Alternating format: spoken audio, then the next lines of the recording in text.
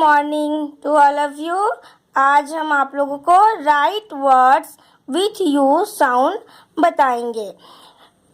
You sound word कैसे लिखते हैं वो हम आप लोगों को आज बताते हैं क्या क्या होता है। ओके, जैसे कि ये C U P cup, S U N sun, M U G mug, R U N run,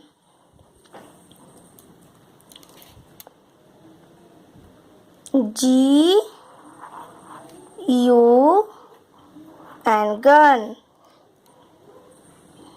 जे यू जी जग। इसी तरह आप लोग अपने कॉपी में राइट करेंगे। ओके, एक बार हम लोग पढ़ते हैं। C U P cup, S U N sun, M U G mug, R U N run, G U N gun, J U G jug. इसको आप लोग पढ़ेंगे भी, लिखेंगे भी। ठीक है, ओके, थैंक यू।